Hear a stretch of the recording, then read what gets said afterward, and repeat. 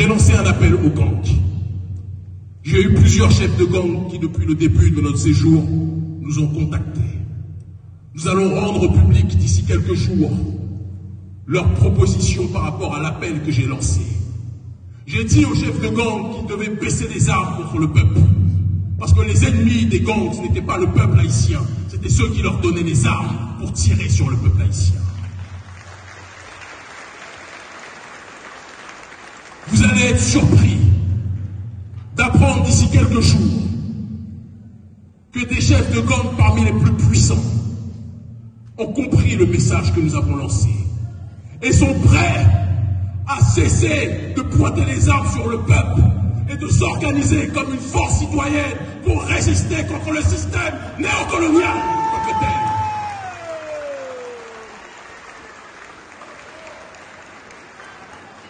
C'est pour ça que le gouvernement américain ne voulait pas que nous soyons là.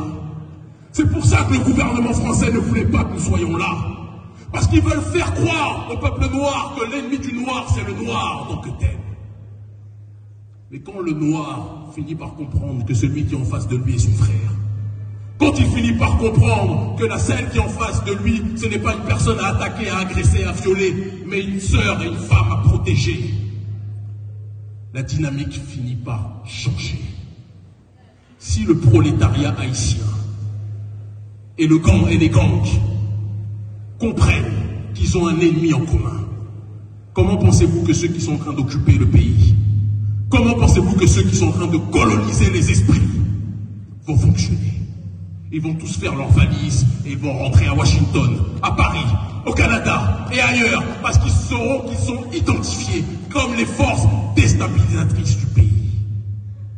Je ne fais pas partie de ceux qui se réjouissent quand l'Union africaine, qui a à sa tête un certain nombre de corrompus, en recevant les ordres des États-Unis, en recevant les ordres de l'Union européenne, envoie des militaires kenyans pour tirer sur les frères qui sont ici, qu'on appelle les gangs. Le problème, ce ne sont pas les gangs, le problème, ce sont ceux qui livrent les armes aux gangs en tant que tels. Le problème, ce sont ceux qui font en sorte que les gangs terrorisent le pays pour créer l'anarchie et que plus personne ne veuille venir ici à Haïti. Et c'est pour ça que j'ai fait partie de ceux qui se sont réjouis quand Donald Trump a dit qu'il voulait arrêter USAID. Certains ont pleuré, j'en connais. Certains se sont dit, on n'aura plus nos financements, j'en connais. Mais il faut que notre peuple apprenne à vivre sans l'aide de ceux qui veulent nous voir noyer.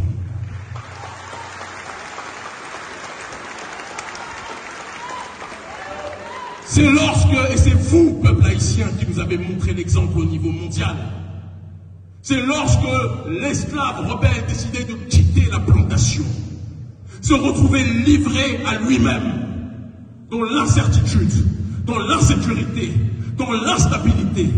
C'est dans ces moments-là de transcendance et de dépassement que l'esclave rebelle finissait par trouver sa voie pour agir dans le cadre de l'autodétermination.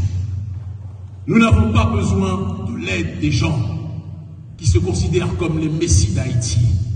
Le seul messie d'Haïti, c'est l'haïtien et l'haïtienne en tant que tel. Le seul messie d'Haïti ne peut pas venir de Washington, de Paris ou du Canada. Le seul messie d'Haïti, c'est l'homme haïtien, la femme haïtienne, le jeune haïtien, la jeune haïtienne, la jeunesse prolétaire, la jeunesse universitaire, tous ceux qui sont sur ce sol, qui sont dans la diaspora et qui comprennent qu'ils ne peuvent respirer chaque jour sans penser à comment faire pour relever Haïti. Ce qui nous manque, c'est le rappel de ce que signifie le panafricanisme. La cérémonie du bois caïman, c'était l'unité de diverses esclaves rebelles, de différentes ethnies, de différentes approches spirituelles. Ils ont décidé de mettre leurs désaccords de côté. Ils ont décidé de mettre leurs égos de côté. Ils ont versé leur sang. Et ils ont fait vœu commun de transcendance pour libérer leur population. Cet exemple-là a créé le panafricanisme. Cet exemple-là est la matrice politique, idéologique, culturelle du panafricanisme qui signifie l'unité des diverses formes d'africanité dans le but d'obtenir une collective souveraineté.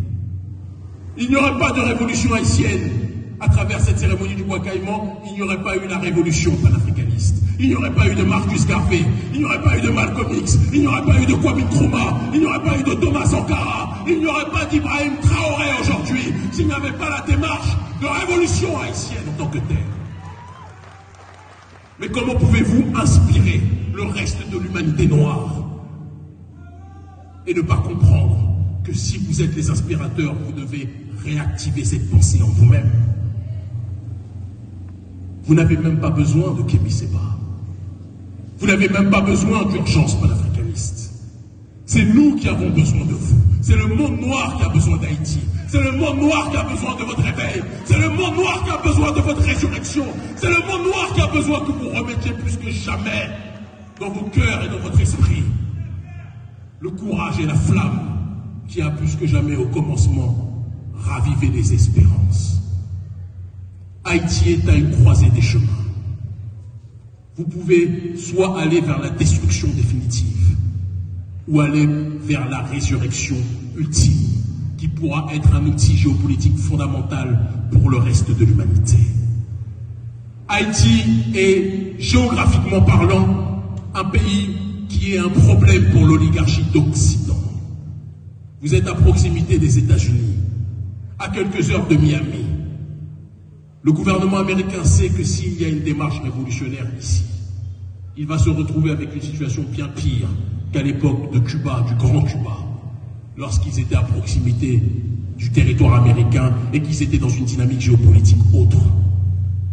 Vous vous plaignez, vous souffrez, il y a la précarité, il y a l'injustice sociale, il y a l'insécurité, c'est une réalité. Mais vous avez en vous-même, en vous tous, les clés de votre survie.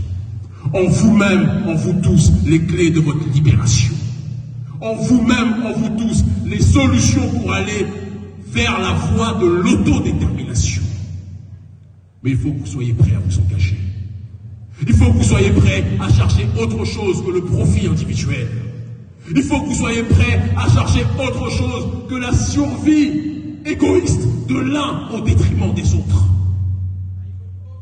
Qui est prêt à donner sa vie pour Haïti? Qui est prêt